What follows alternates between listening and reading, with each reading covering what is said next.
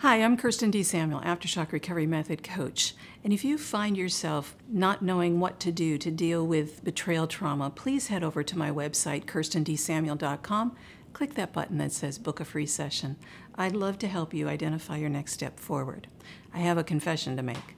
As a human, I'm not always empathetic or emotionally attuned to others. Identifying with the emotions of another person requires time, wisdom, patience, and persistence.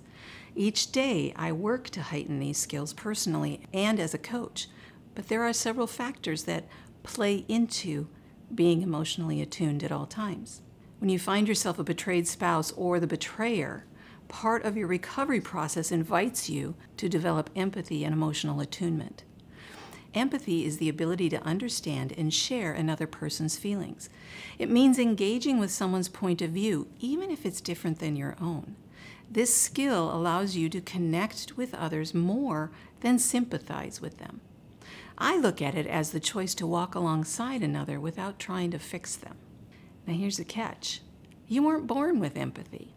It's a skill you learn as you progress through life, though not everyone chooses to do so. During recovery, the betrayed spouse struggles to understand what happened, let alone look at the betrayer's point of view. Initially, the betrayer might feel like their spouse continues to condemn them. But as Carol the coach points out, the AVR approach helps men especially do a read on their spouse's feelings and perspective. Like all new things, learning empathy takes practice.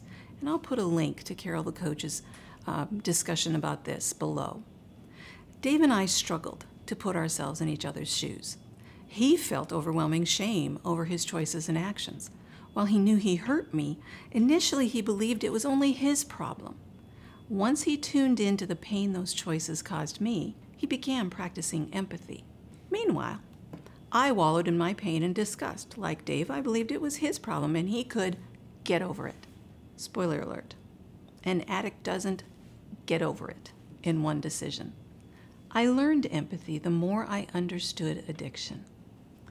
Dave didn't get a pass on the consequences, but I discovered I could come alongside him in recovery. It's a difficult, non-linear process. I recently read a Psychology Today article that says emotional attunement allows you to be aware of and empathize with someone's feelings and emotional needs. As I continued reading the article, one comment startled me. The best way to get better at giving and receiving emotional attunement is become more in tune with your own feelings. One of my coaches worked with me to identify, acknowledge, and accept my emotions, which was uncomfortable. I learned through several coaching sessions on attunement that my emotions weren't wrong. They were just emotions. When I denied them, the issue seemed to grow. However, by acknowledging them, I felt validated. Then my rational brain, the prefrontal cortex, got to work solving the issue. Many of these emotional struggles felt less overwhelming. Why was that? Simply by validating my feelings rather than pushing past them.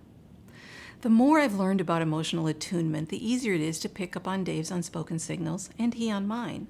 Look at how well you practice empathy and emotional attunement. When was the last time you experienced someone extending empathy or emotional attunement to you?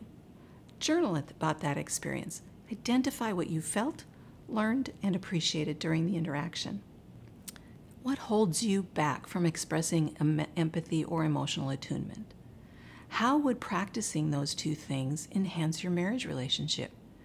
What do you need to build your empathy muscle and capacity? If you need help, again, let's talk. Go to kirstendsamuel.com, click the button that says Book a Free Session. You've got this.